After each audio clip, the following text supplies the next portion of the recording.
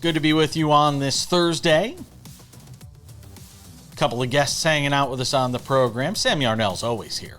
He sits in a room, and when a camera goes on, he's just ready. That's how we do it. Jen Mueller will be here. Seahawks radio sideline reporter. Been with the team a long time.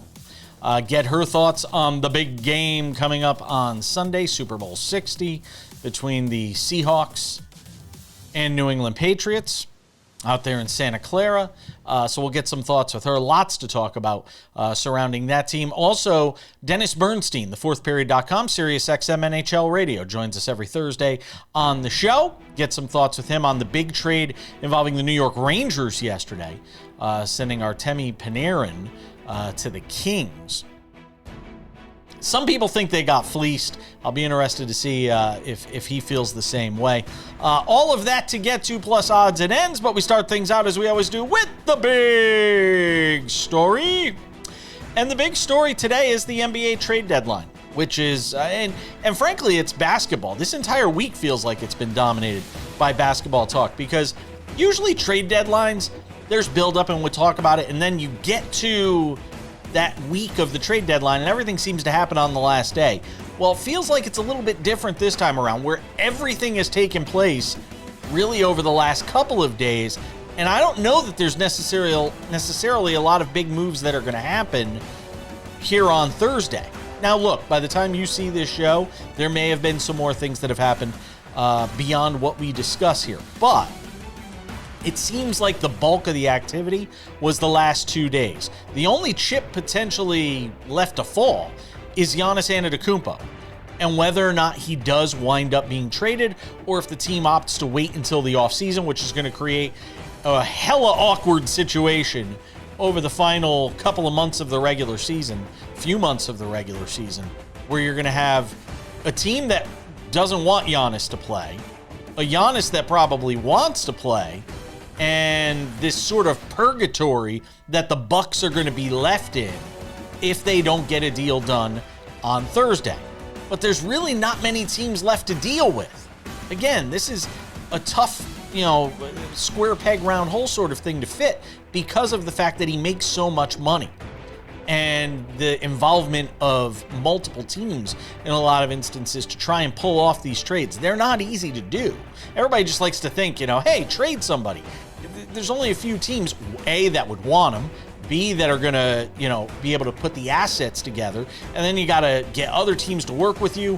Which team doesn't want to work with who? You just never know. The Miami Heat feel like the only team that are potentially left in the Giannis sweepstakes, and that's because the Golden State Warriors made a move. And don't worry, we're going to get to Anthony Davis, but I want to flush out this Giannis stuff. The Warriors made a move late on Wednesday night to go get Kristaps Porzingis from the Atlanta Hawks in exchange for Buddy Hield and Jonathan Kuminga. Curious, because if you wanted Antetokounmpo, you're basically signaling you're not going to be able to get him. Or are they? Because they still have draft assets. They also still have Draymond Green that they could potentially move from a salary standpoint to Milwaukee in that sort of deal to help offset what needs to be done. But it feels like this is the Warriors' big move at the trade deadline is Kristaps Porzingis. And I have said this before, and I will continue to say it until I am red in the face. This organization is lost right now. They are completely lost. And I get some people are going to say, Porzingis, expiring contract, they'll be able to do some things in the offseason again. They'll have Jimmy Butler back at some point next year. Great. We've seen what this organization is at this point. We've seen where this franchise is. And again, you talk about the Bucks and purgatory potentially with Giannis Antetokounmpo having to remain there through the end of the year when everybody knows they're going to get rid of him in the offseason. The Warriors feel like they've been in that purgatory, that sort of mid-team for the last few years now, which is why I've screamed that they should blow the thing up. They're not going to do that, it appears, because they are committed to trying to do everything they can to build a winner around Steph Curry. All right, talk about what happened with Anthony Davis, because this was the big move and shocker of yesterday. And I know Sam Yarnell will have a lot to say about it coming up in a few minutes here, but the Washington Wizards really, shoving their chips in the middle of the table. And it feels like an all-in move in some regards. Not for this year. We know that the Wizards aren't trying to win anything this year. But it feels like in the process of rebuilding, it feels like this is the type of move that's a year too early. That if Anthony Davis were a little healthier, if this were a couple of years ago, Anthony Davis, you make this sort of move as, the centerpiece with Trae Young and, Alex Sarr and all of that's great. But it feels like it might be a year too soon for them to be making this kind of play for Anthony Davis. Not to mention the fact Anthony Davis can't stay healthy. Every time you turn around, Anthony Davis is getting hurt. He falls down. You literally need to wrap him in bubble wrap because he's that injury prone. And and they've done a lot of nice things this year, and acquiring draft picks and moving assets and turning one guy into another. All of that's great. But if you make the centerpiece of your franchise the wrong guy, that one guy, everything that you've worked to do up until that point can all be for naught. And I fear in doing that around a 32-year-old Anthony Davis, an injury-prone Anthony Davis, they may have decided to shove all their chips into the table with the wrong hand, to use a poker analogy. That's kind of the sense I get. Chris Paul on the move to Toronto. He may never play a game there. He may never play a game again. We'll have to see what winds up happening there. Jared McCain was on the move. I thought that was a fantastic move by both the Thunder and the Sixers. The Sixers get tons of draft picks. The Thunder get McCain, who at the start of last year was playing so well, some people thought he could be a Rookie of the Year candidate. And now you get him for a bunch of draft picks, which the Thunder have plenty of anyway, so I don't think it matters to them too much to part ways with some of those draft picks. And with the injury to Shai Gilgeous-Alexander, obviously a need for them right now at that position. So they go and get Jared McCain, who's going to get an opportunity to get some playing time right now with SGA out until at least after the All-Star break, when they'll reevaluate him for this core injury that he's dealing with. We'll do more on the NBA trade deadline coming up in a couple of minutes. Sam Yarnell will be here. Make sure to keep an eye on SportsWrap Shorts on our YouTube channel. The SportsWrap with Jason Page YouTube channel. We'll have the latest there as well. We're coming back.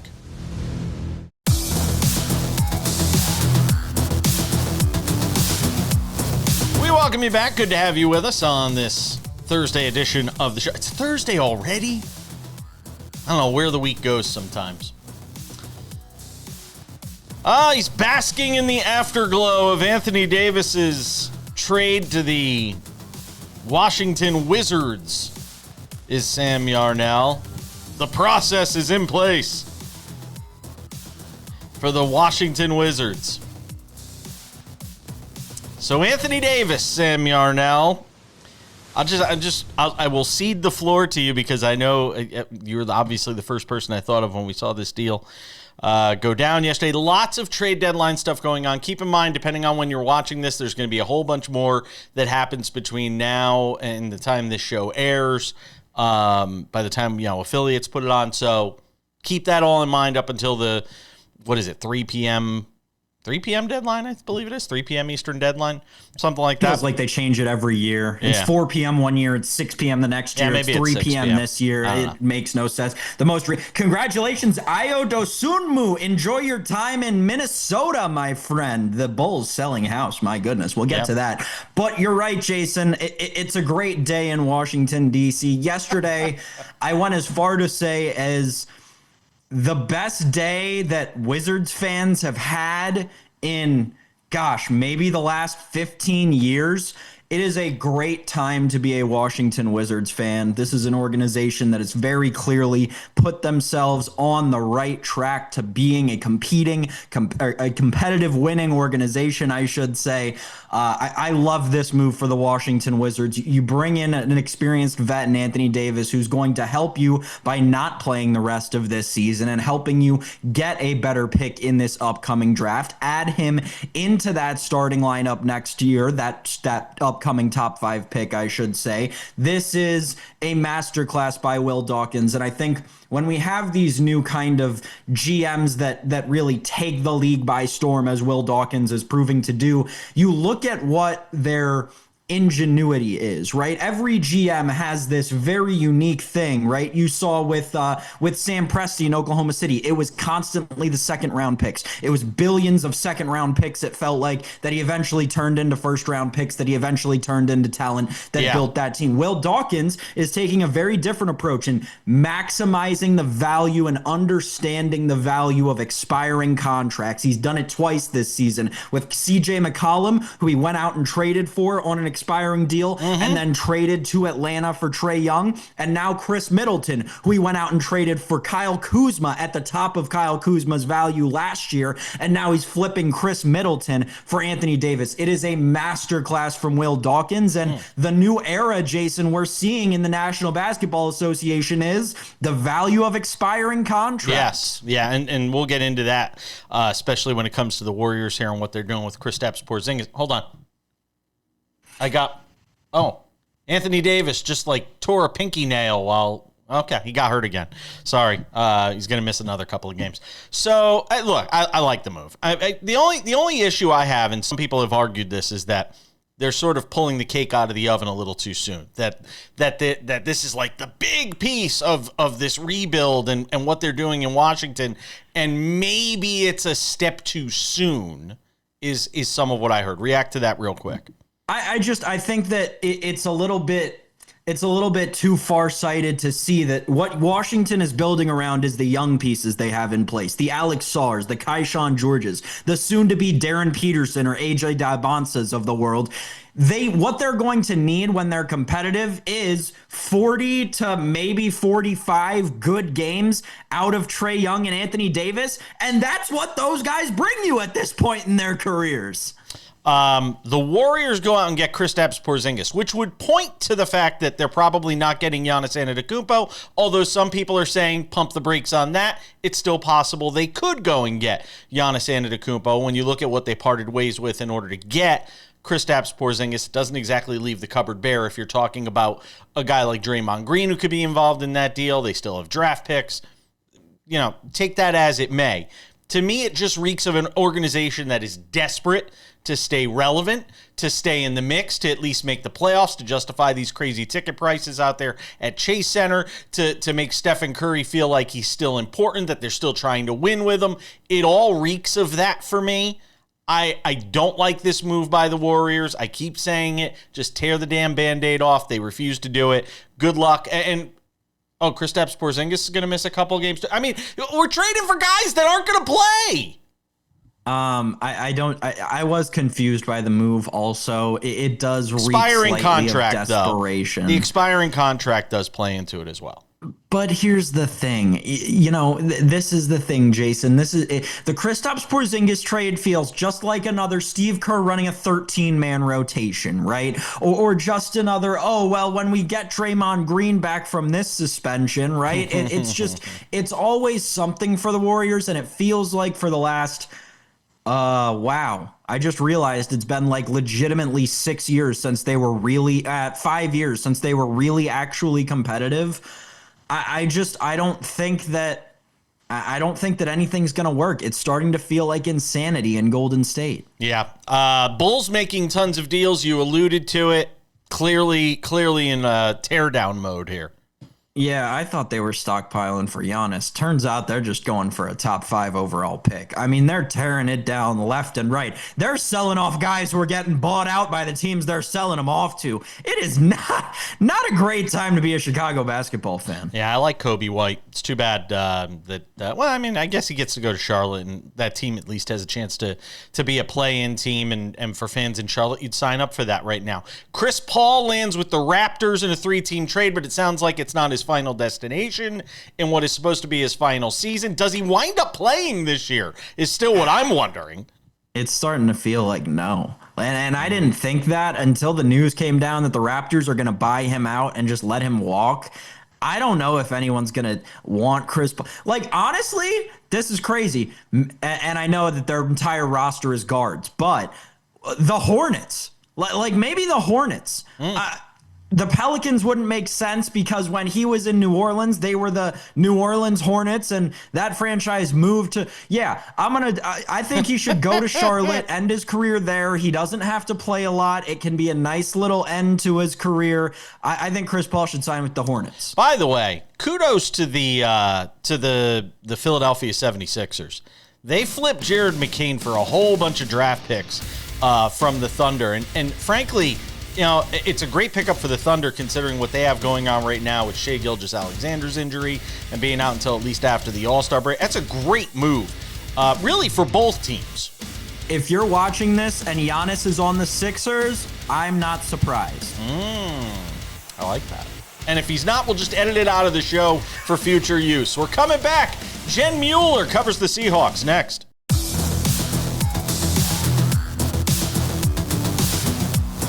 So glad to be with you on this Thursday edition of the show. It's Super Bowl week, and I am thrilled to be joined by our good friend, the one and only Jen Mueller. Terrific work as the Seahawks sideline analyst, reporter, on their radio broadcasts throughout the season. She's been with them for a while now and hangs out with us on this Thursday edition of SportsWrap. In a busy Super Bowl week, man, who thought when this season started we'd be talking about this team in the Super Bowl, Jen? Pretty amazing. I know. I am thrilled to be talking to you about the Seahawks in the Super Bowl this week.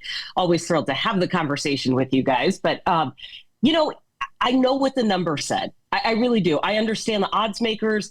I don't understand why so many people looked at the Seahawks and picked them to not even finish, right, in the upper echelon of the NFL. And I guess that's partly because you don't really know what's happening on a rebuilding or a building team, but it was really evident. If you looked at the way Seattle finished last season, especially on defense, it was really evident that this team was building towards something special.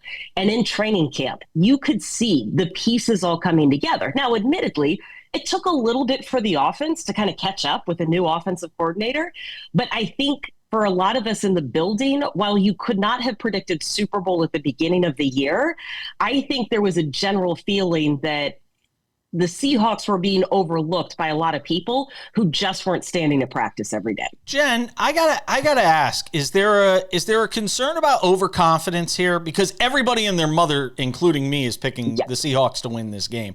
And I don't even think it's going to be particularly close. I think it's a 10 or 11 point game. And I know you're probably going to cringe when you hear that because you're like, no, don't put the jinx on us. I don't want to hear that.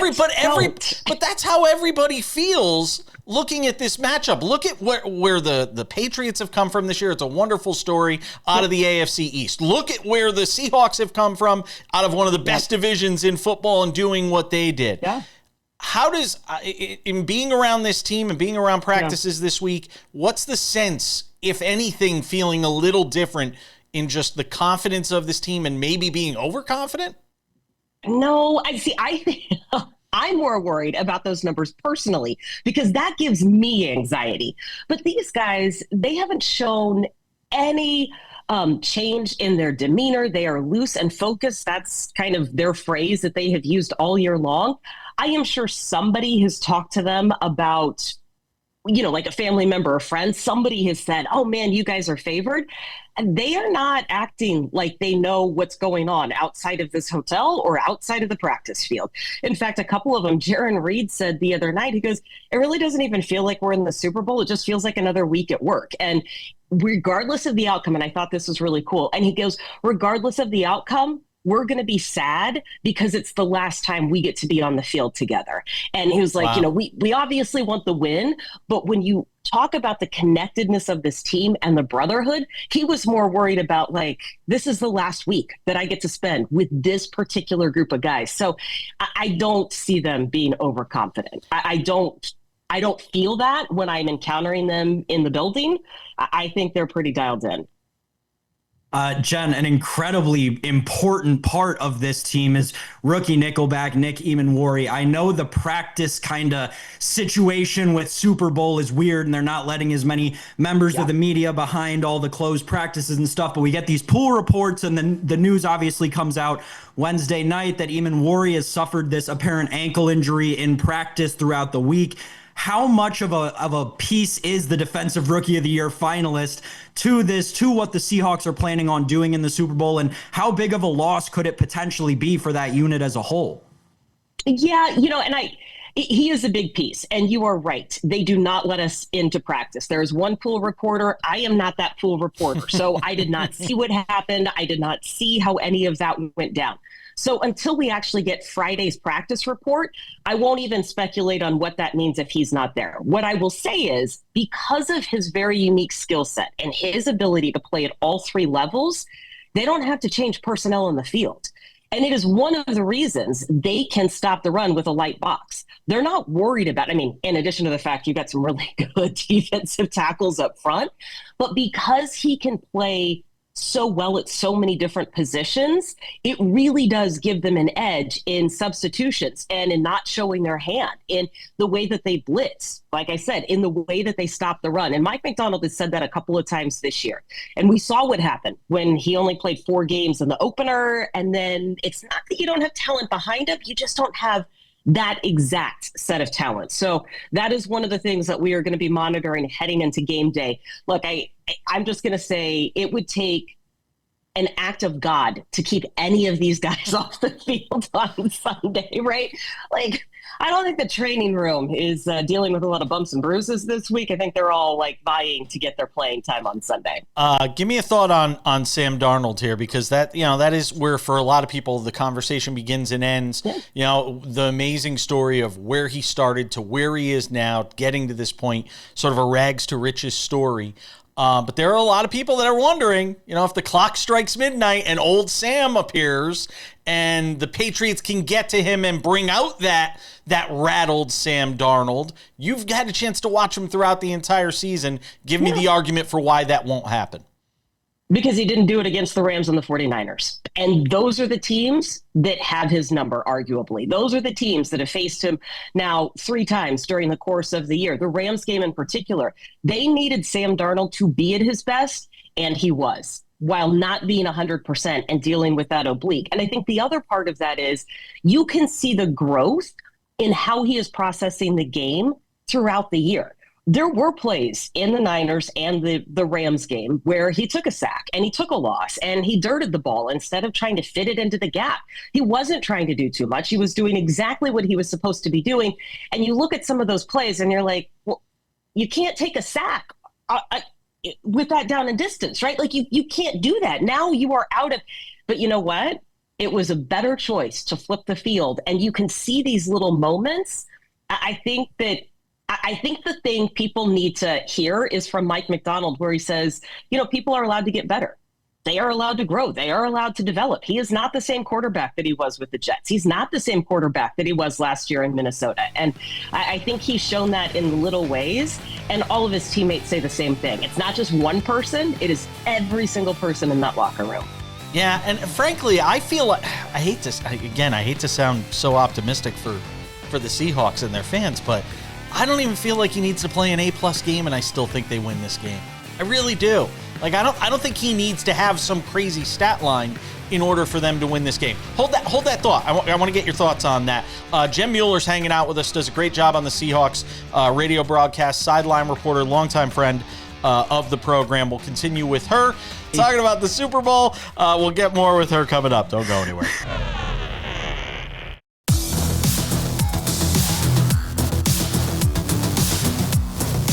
One more segment with our friend Jen Mueller, who does a great job on the Seahawks radio broadcast, sideline reporter, longtime friend of the show, on Mariners broadcasts for years as well. By the way, I'm asking you this totally off the beaten path. Were you on radio broadcasts for the Seahawks for their last Super Bowl?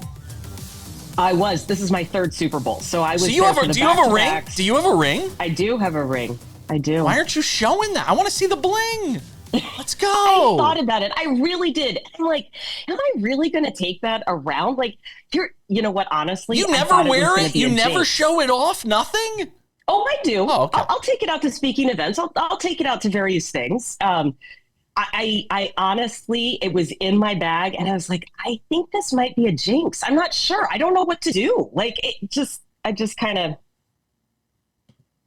That was my first thought too. Safely. Yeah. All right. Yeah, you want to wear it, but you kind of just like to add to it and not jinx it. So expand upon what you were saying with I know you wanted to respond to what I was asking about Sam Darnold before.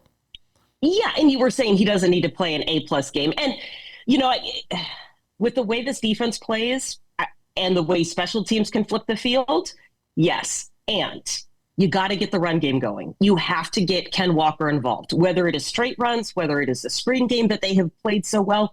And that defense for the Patriots, that's a good defense. They can stop the run. And so what you need to make sure you're doing is not forcing yourself into positions where you have to throw, right? Where you don't even allow yourself to be panicked, where you just stay on schedule. It could be a close game, but there's a difference between, man, I got to get this ball 50 yards down the field, and they're not respecting the run game, to I've got a lot of options. Let's just keep feeding everybody. Let's keep the Patriots off balance. You know, there is absolutely a world where that D line can dial up some pressure, and, you know, you could blow up some of those plays. The concern, if any, with Kubiak and potentially, you know, him, it looks like winding up, you know, with the Raiders and sort of, you know, the vibe around that, you know, what happens if they lose him, a tendency to maybe be distracted. Do you get any of that sense in being around this team that that's an issue? No, and if you've ever spent any time around Clint Kubiak, you know that he is like this. He is as even-keeled as they come.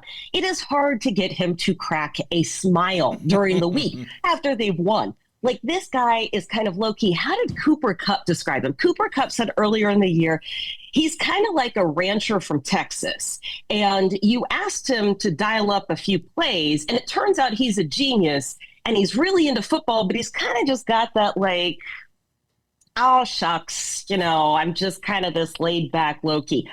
For Kubiak, I don't see any sign of distraction. And it really hasn't been talked about, like, even in the murmurs around the team. I am sure they have had internal conversations, but the players aren't talking about that.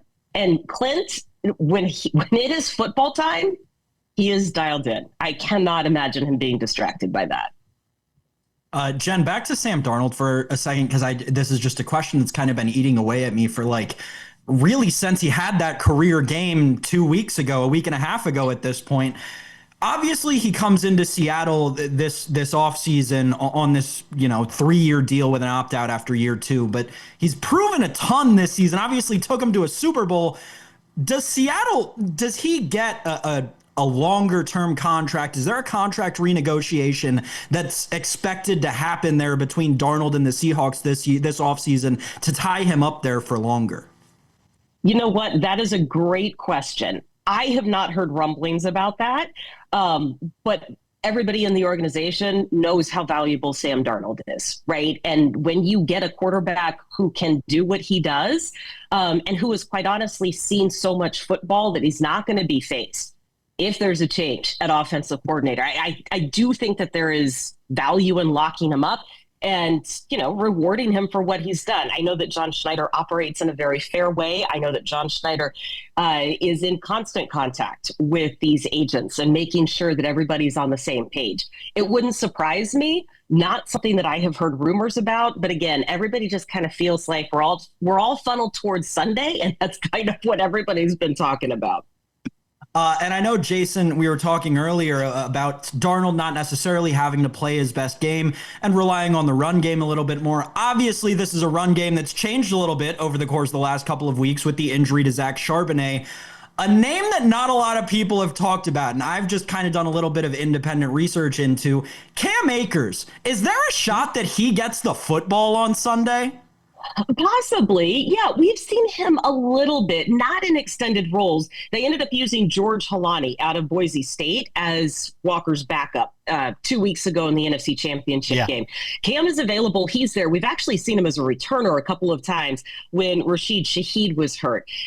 I would imagine that he would be an option. We'll just kind of have to see how they want to use the roster slots there.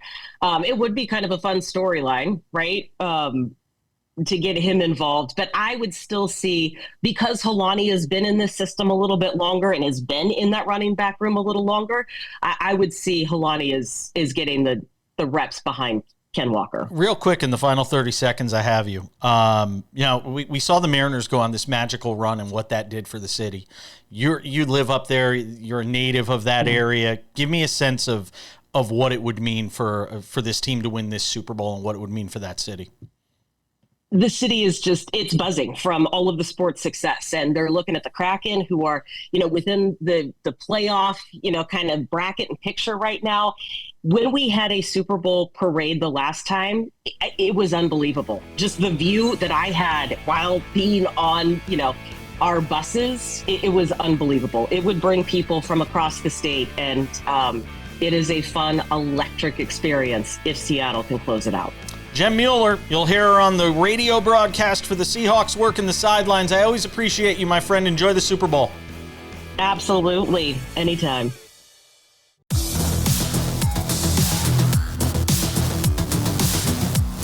All right, welcome back.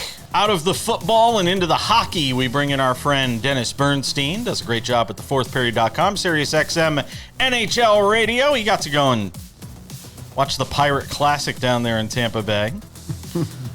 Boy, was that amazing. We'll get to that in a second, but obviously the big news of the day, Artemi Panarin going over to the Kings from the Rangers. I was sampling people's reaction to this, Dennis, and the consensus I got from fans, and again, we take it with a grain of salt, but the consensus I got from fans was they felt like the Rangers didn't get enough back. Yeah, well, thank you for having me on Super Bowl week to talk hockey. Absolutely. Are you kidding? Yeah, exactly.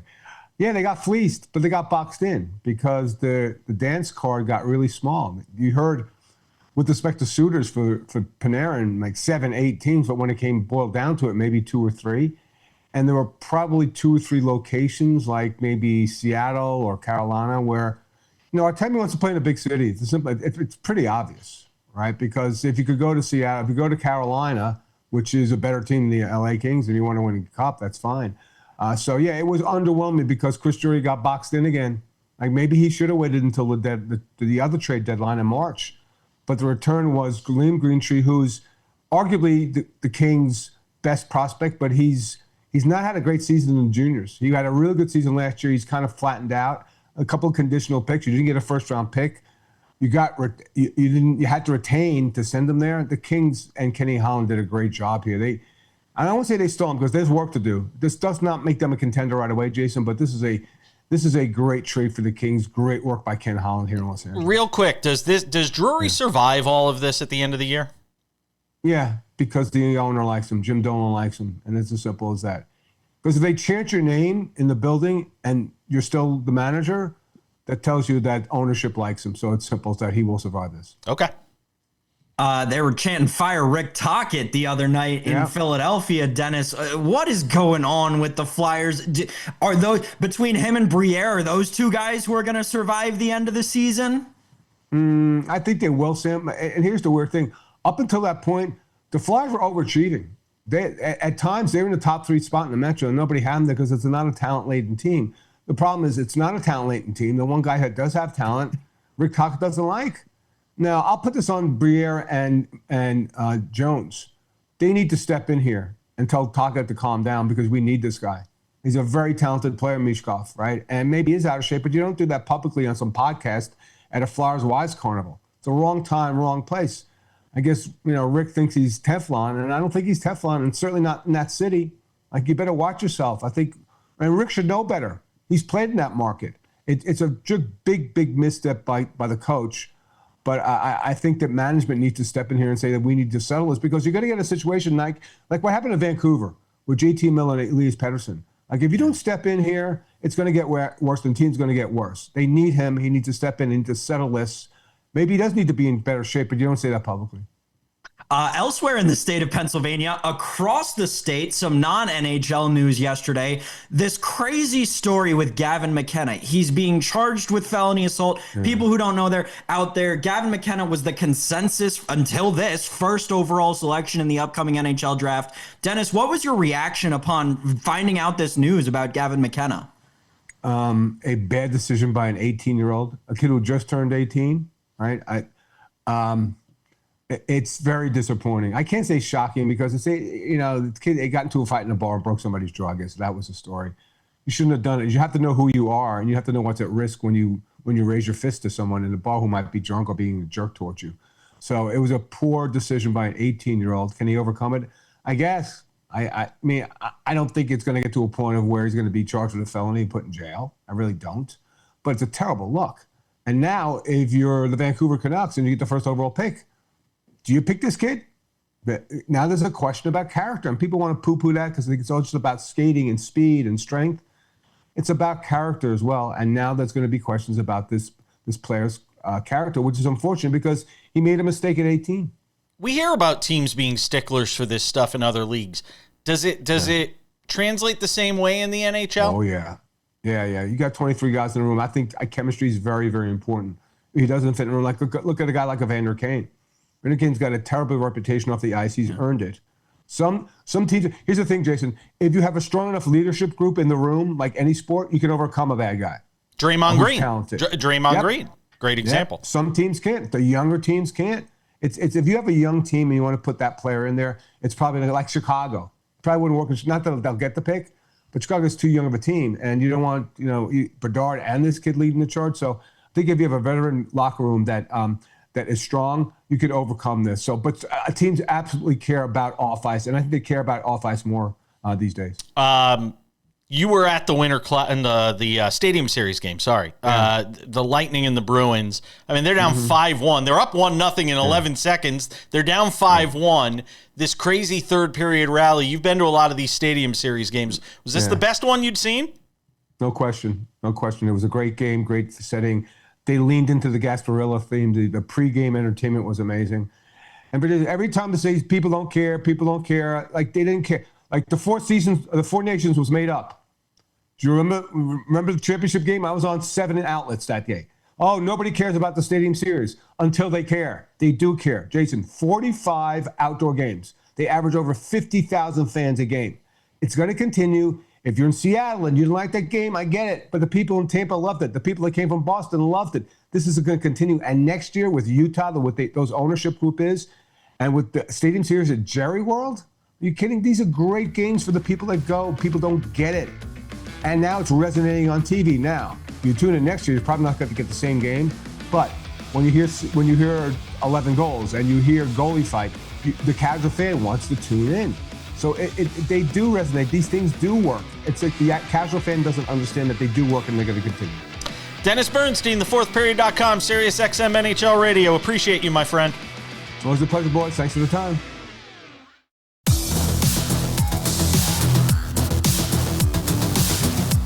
Just about time to put the wraps on this baby for a Thursday. Don't forget, tomorrow, our friend Robert Lital, founder of Black Sports Online, will be joining us from Santa Clara or San Francisco or wherever the hell they're doing all this Super Bowl stuff. Seems like they're doing it in San Francisco. So he'll join us tomorrow on the show. Why do you have a perplexed look on your face? I'm just sitting here realizing, Jason, tomorrow's Friday. Yeah. And we've gone like the whole week and given out like no bets on the show. Tomorrow. We're gonna have to like spend the whole show giving out bets tomorrow. Oh yeah. I have so many bets I have to give out to the people. I got a whole card already. We will. We'll definitely get the whole card out there. Maybe we'll keep you for the entire show and just have you hang out with Robert and I for our segments too. It is a Super Bowl extravaganza tomorrow. We will have full coverage of it, obviously, on Monday as well with a recap. And then football is over for at least a few minutes. We'll be able to take a deep breath. I'm not gonna lie to you all. I'm gonna keep it a buck here. I'm ready for football to be over. I need a break on my weekends. I'm ready for Sam. I'm sorry. I am ready for football to be over. No shot. I need a break. No shot. My friend, I have been in that position before. Trust me, I have had that thought cross my mind. And then I remember a very specific day. It was this past June 17th. I was sitting to myself thinking, man, I'd give just about anything to watch the Dolphins and Jets play a really crappy game right now. Nope. I will never wish away football. I will savor every waking moment of it we have.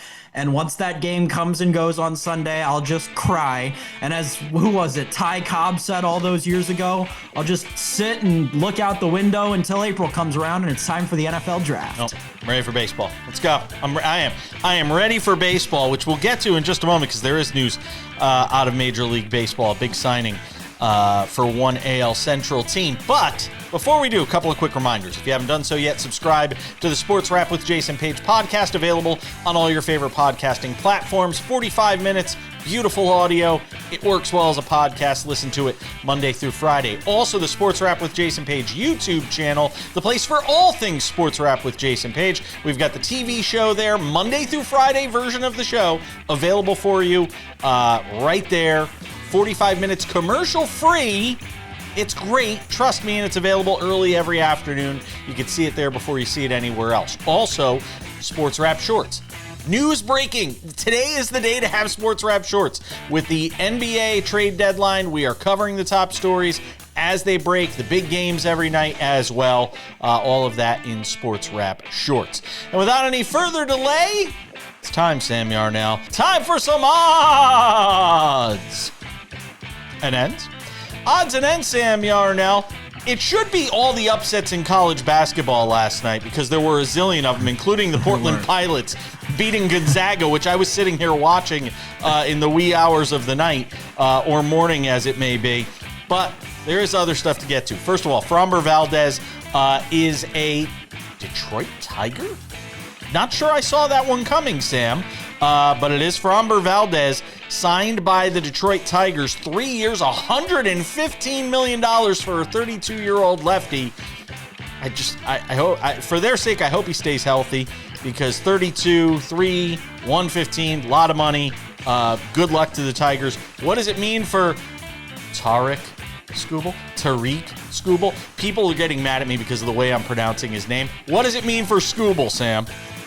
Three things. First of all, great job definitely getting it right the first time you had to intro the segment. You really killed it, and it was definitely first time. We definitely didn't have to do it multiple times. Number two, on the college basketball thing, you're right. That was crazy. I think it was the biggest upset spread-wise in WCC history. Yeah. WCC conference play history last night. Absolutely incredible stuff on the hardwood. Shout out to the Portland Pilots.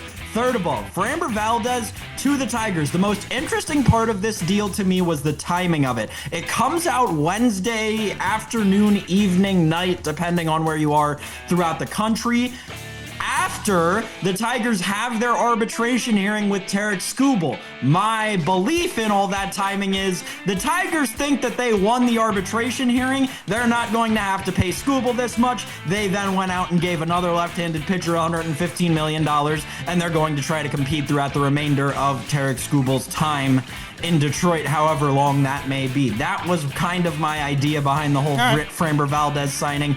If not, it'll be a fine consolation prize if they don't end up with Skubal. Yeah, and our buddy David Ardsma thinks they're going to still hang on to Skubal. He thinks they're going to use those arbitration years and be able to hang on to him. Trinidad Chambliss will apparently be in the NFL draft. His appeal to the NCAA denied.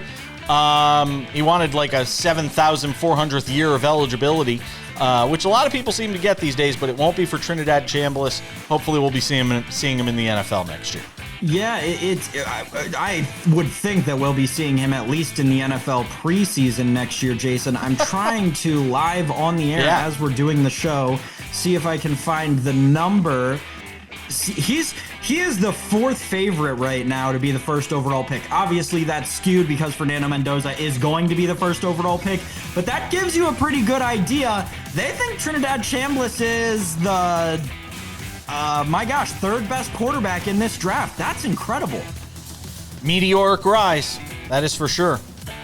It's going to wrap it up for us on this Thursday.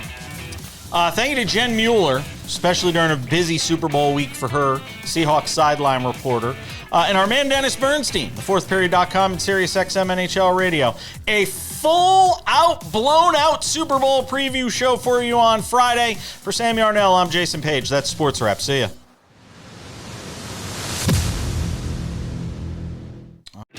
Hi there, I'm Jason Page. You like what you're watching? Subscribe. We've got SportsWrap shorts on this channel. We've got the show. We've got clips from the show. What else do you have to do? You probably follow a lot of other things that aren't half as exciting. They're not half as exciting as this show is. So what are you waiting for? Click the subscribe button, follow the channel, watch the content. Bye.